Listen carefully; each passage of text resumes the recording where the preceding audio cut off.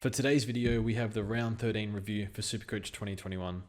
We scored 1,883 and we're down 124 into rank 548. So I think this was around our rank coming into the buy. So the first two were hoping to go up. This round, a few things went wrong, but I think we probably could have gone up if we had Guthrie. That's absolutely torched us, that trade. I think next week will be a where did it all go wrong video. After we field not a lot of plays next week, but we'll see how that goes. I think we've still done a lot of things right, but a few things wrong.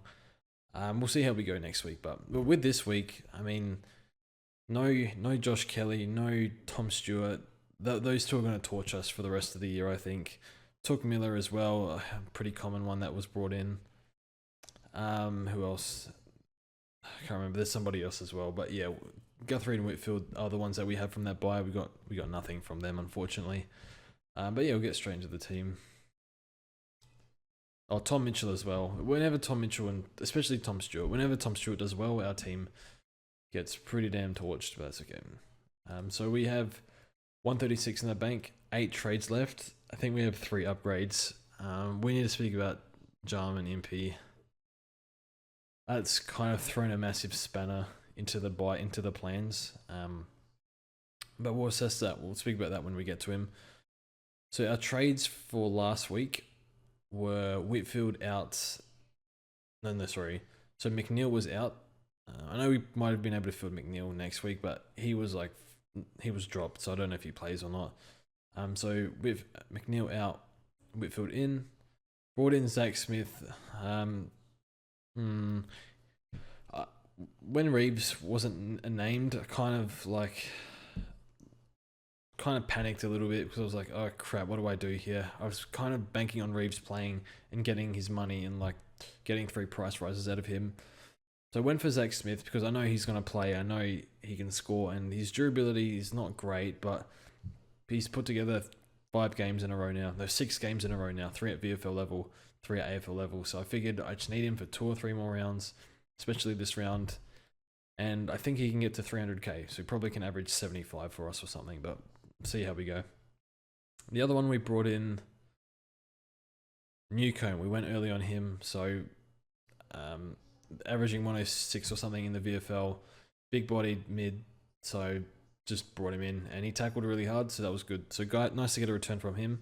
I think he's going to probably be the most traded in if you don't have him this week. So going early was a bit of a risk, but at this point, we just need him for 2 games. We need him highly rated by Hawthorn. So, yeah. And we got rid of Chad Warner and somebody else. I can't remember who. Yeah, forgot. Anyway, so the defense line. So this is our completed defense. Laird is probably D1. So I think like S tier, Mills and Laird. The next tier is probably Lloyd, Stewart, maybe Whitfield as well. We'll see how he goes, but I expect Whitfield to be in that bracket. And then it's the next player is like whoever you want. Stewart might even be S tier. I'm not sure. Maybe slightly below Laird and what's it called? Laird and Mills, but it kind of depends on how many kick-ins Tui takes each week. So yeah, Tui's done nothing the past 2 weeks, which kind of, we're hoping that Tui would eat into his points a bit, but it's not happening. But that's another story. And then yeah, the last defender, it's pretty much whoever. It's probably Crisp or Daniel Rich. Short is fine. If Hurley goes down, it's probably Short, but Short's doing okay. He's holding up good for durability, so that's good. But yeah, Laird was great. Lloyd was sore after the game, so at least he gets a week off, I guess.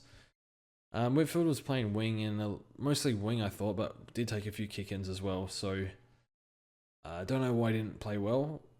Played really well the 2 weeks prior, but because he's been out for so long, hopefully he's fine. It's just a off game, but yeah, it's fine. He was doing laps at training during the week from what I read, but then he joined the main session. So I wonder if there was anything going on, but probably just overthinking it. Trained with the main group, so it's probably fine. Short was good. Yeah, he's fine. For 510k, whatever we paid for him, we got 96.5 average played every game. I think that's fine. Reasonable return. Maybe we wanted a bit more, but can't complain too much. Stephen May, I like May as a pick. He gets so many kickouts and spoils and intercepts.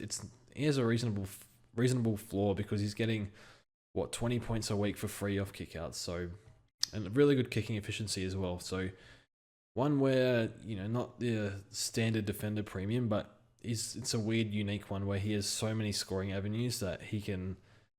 For 400k it was fine, but he can kind of become a primo to like an A or B tier primo, sort of like that. So he has the ceiling to go with the big guys, and we just need him to produce it. But probably somewhere in the 90s for me. And then Ridley, well, we didn't have Ridley. We fielded Highmore.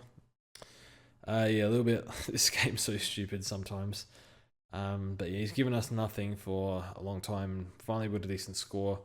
I know a lot of people traded him out. I think he was the most traded out player last week. So, I guess I've felt this pain with 6 other rookies trading them early. So it's good to get one back, I guess. But we take it, and now he might be useful for downgrading afterwards in a few weeks. And now the midfield. So we captained Oliver and we didn't take Steele. So this looks pretty stupid. And I've never played for League in my life, but this week I needed Oliver to outscore Gorn by 10. So we went for Oliver captain. I don't know, for League. It's stupid reasoning. I'm not sure it makes much sense to some people, but and I'm not even sure I calculated it properly because of player drop-offs and stuff. So I think it's with Bianco dropped off for us, so I'm not sure it would have mattered. So yeah, I'm not sure what we're doing there, just not concentrating. Should have taken a steal 126, but move on from that. He got scaled down. I just realized I thought he was on 110. That's fine. Lost 22 points, I think. No, 18 points. McRae, get back next week. Steele, unbelievable last 3 weeks. I can't believe he got to 570k. It's just one of those years, I think. For me anyway, but that's fine. Walsh will get back. Brayshaw, 120, Dream Team, 90, Supercoach. Just those games can happen. Now Phil, this is my Taranto basically, except for here's a worse buy, so that's fine. Poulter, 61. Too many clangers for Poulter, I think. Every game makes a few errors, kills his scoring, but that's fine. I'd like to hold him ideally, but I think we trade. Bianco, terrible. It's whatever. Newcomb was good. Then did not play. So this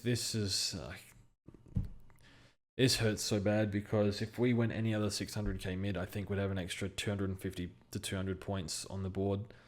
But it's cost us so hard. And then next week, I'm not sure what we're going to do. He plays Friday night, so if he's laid out again, Chris Scott said he will play next week, but Chris Scott is a big liar, really big liar. So see how we go. I can see with this video, I've been prepared for next week for a few weeks now, especially ever since the Richmond. Because basically next week, if you're not aware, we're gonna suffer really hard in the ranks. Probably drop 1,000, I think.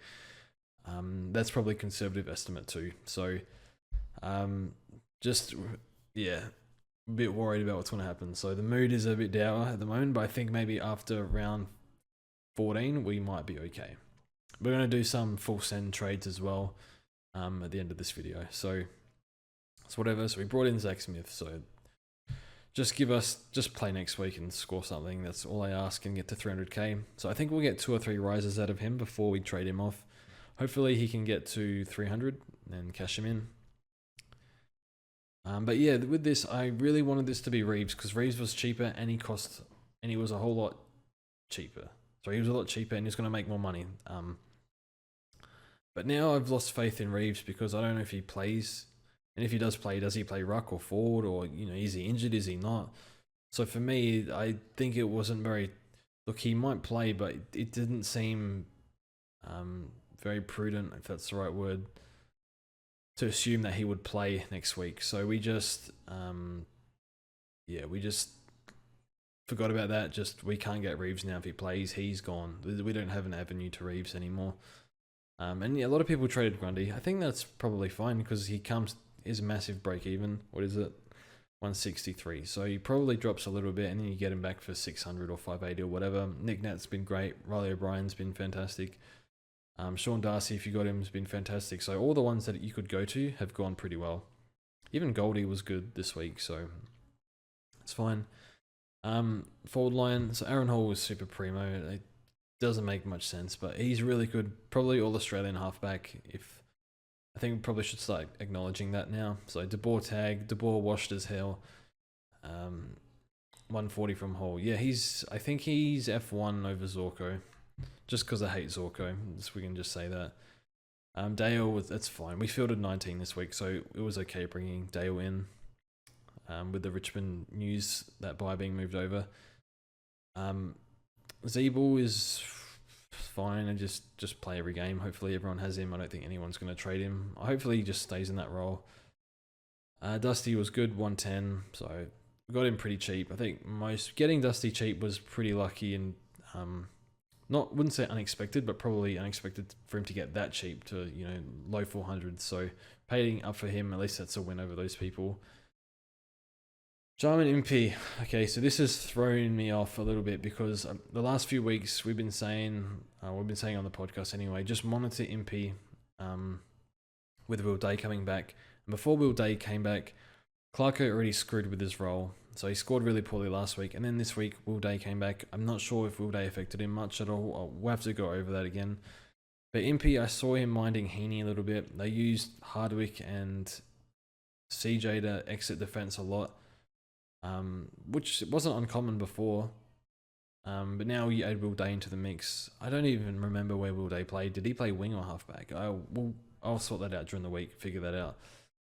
But the problem with Impey is his break-even is stuffed. I don't know if he's premium or not. It seems no, but is this just 2 bad games, or is this because of role? Is this because of Will Day? Is it because, I don't know, Clarko's already screwed with his role once, so I'm not sure what happens here. I think if you can, this is a definite trade, but some people might not be in a position to. So what does Impey average from here on out? I wouldn't have a clue. And the problem is the downside of Impey is pretty brutal now because he could average 75 for the rest of the year. It could be worse, or he might just go 85 for the rest of the year. And if you hold him, sure, you get a score next week. But he bleeds to death if he scores badly, and then he's going to have another bad break even. So I think he's projected to drop about 50 to 60k over 2 weeks, about 30k this week. Projected 70, drop 30k. So I think we trade, even though we could trade someone else and get a proper score. But I think for us, it's just get out of the pick. I think so. I would be advocating trade Impey, but it's only because I don't know if he's primo, or I don't know if he's going to average 85 for the year or not. So, and this week, you can't, unless you have a whole lot of money in the bank, I don't think you can hold, unless it doesn't interrupt your final upgrade, if you can work that out, but yeah.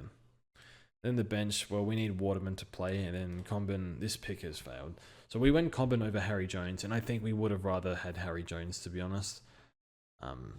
Or Josh Tracy, another one. Josh Tracy's scored nearly 200 points over the bye rounds. It's just, I don't know, it doesn't make much sense, but we got Highmore, so we can't really whinge about that.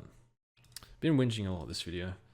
Okay, so trades for this week. We're going to full send the forward line. Okay, let's just put all our players on, even the ones with the bye, just so it looks nice and pretty. So we have 3 upgrades to go, 8 trades. We can get that down to 1 upgrade to go with 5 trades. So that means we'll probably finish the team with 2 injury trades left. I would be wanting 3 or 4. Probably 4. 2 is far too low, especially with our next trade that we're going to do. But yeah. So first trade is, okay, so we're going to grab a rookie. So Murphy, and this is going to be painful because we've worked out we can't grab a 123k rook because of Murphy scoring 13. We just needed him to score literally, I don't know, 20. So we need a rookie to pop up. If we don't get a rookie pop up, we'll go Luke Edwards, who has a buy. Not ideal, but don't really have any use for Luke Edwards though. But I think he plays. a few players might come in. So Kieran Briggs might come in. Mumford was terrible. I think Briggs was really impressive on the weekend. The assistant coach was glowing, or singing his praises. So they could roll with Briggs. I don't know if they play him key defense or second ruck. Probably over Mumford if they do that. Or is it Jeffrey? We're gonna go. Look, we don't. This is still to be determined. So Joel Jeffrey is believe he's a medium. He's 192 centimeter tall. Kicked the match winner on the weekend. Kicked 3 goals in the VFL. Played really well. Had a really good stat line. I'm not sure what his scoring power was like. I assume it's not super high, but he's been in their academy for like 8 years or something like that at Gold Coast. Or I just made that up, but it's been in the academy a long time. So we'll do that trade. Again, the plan is if it's, we'll see what rookies pop up. If none pop up, we'll probably go Luke Edwards, and then field 14 or whatever it is. The next trade we'll do is Poulter out. Poulter's been such a great rook, so he's been unbelievable for us. I'm glad we advocated Poulter over RCD. I can't believe but RCD's just been a disaster for me anyway. But so Martin's going to be in our midfield for a bit, and then we'll grab Langford. So Langford, is he safe pick? Wouldn't say so, but he's displayed a pretty good ceiling the past few weeks. He trained midfield in the preseason. He's played really well there. The first game he played midfield, he played on Fife, and he had a bit of a rough time. He scored 60 odd, but the last 3 he's scored like 100 to 130, like 3 scores in between there, or 125 or something. So that's why I like Langford. The upside is there. The good preseason is there. The midfield time looks to be there. I don't know if like they throw Heppel in the midfield or something crazy because they need a bit of help there now, but it feels like Langford was already getting a lot of time there before McGrath was out. Now he's going to get more time. So Shields coming back sooner than expected. It might be like a month or something, but we'll see when the injury report comes out.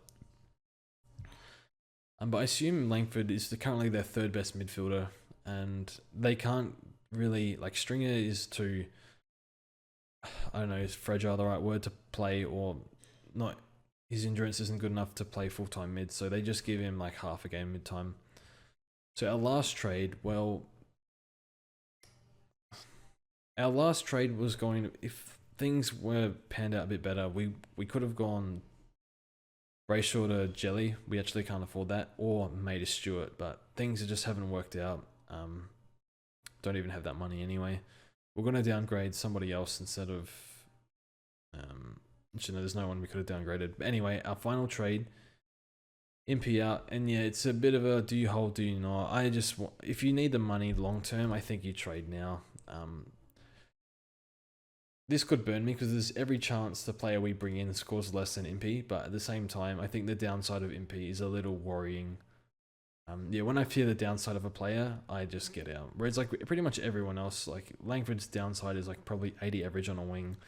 Everyone else's downside is, they all have pretty high floors in my opinion. So it's just just Impey right now who has a really, really low floor, it seems. We're going to go Toby Green. So Toby Green averaging 94 this year, so that's pretty good.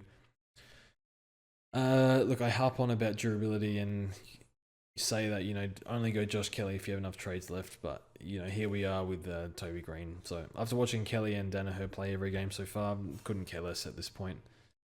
So Toby Green, why Toby Green? Well, I think forwards seem to be scoring a bit more this year. He gets a little bit of mid-time, and he's a superstar. So plays Carlton this week and Hawthorn next week. So every time a medium forward plays against Carlton, they get best on ground. Toby Green, 1 goal, 4 on the weekend. I know it was against North, but North were pretty competitive. So Toby Green could have easily scored 130 on the weekend. And look, he's proven before he can go 90s playing midfield.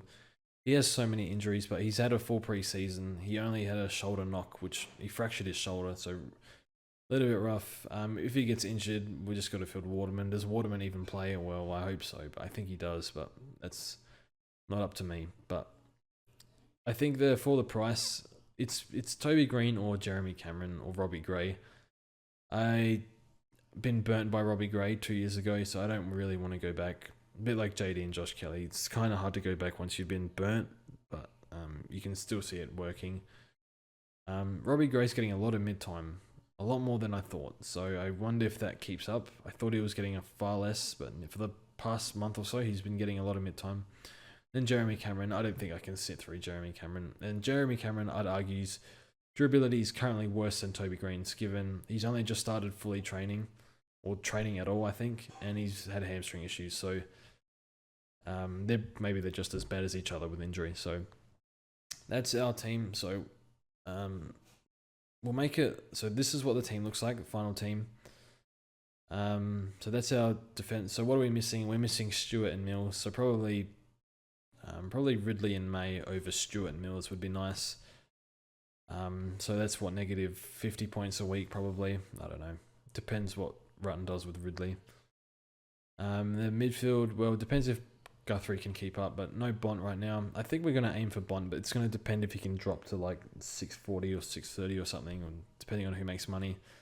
Because Zach Smith, Coleman Jones, and Highmore will turn them into, we should get a low 600s, low to mid 600s in terms of money. Yeah, and we'll see if we can turn that into Bont. So midfield's okay. Brayshaw, say Josh Kelly over Brayshaw would be nice, and then, or Parrish, Took, whatever, Lions, and then everyone else is pretty much fine. Maybe like a Lions over Merritt. And then our final mid will be one of those big dogs. So probably negative 50 overall compared to the perfect midfield. Rucks up, hopefully perfect. I think we're seeing a lot of Nick Nat and Darcy going crazy at the moment. And then the forward line, no Zorko. I don't know, no someone else, no Dangerfield later. I don't care about Dangerfield, but he might do really well. So maybe negative 30. So I don't know, all up, we're probably about 130, 150 points off the perfect team, but maybe that's very, very conservative. So it's all going to depend on how our premiums go, especially Langford and Green. So anyway, that's the team. Thanks for watching. A quick shout out to Baps, who's currently first. Forgot to say that at the start of the video. He's from our Discord. I think he's also from Supercoach Talk, so I guess credit them as well. But yeah, he's first at the moment, so really happy for him, and hopefully he can win. And hopefully, I'm going to ask him if he can take me shopping if he wins 50k, so that should be fun. Probably not though, but anyway, thanks for watching, and we'll see you guys soon.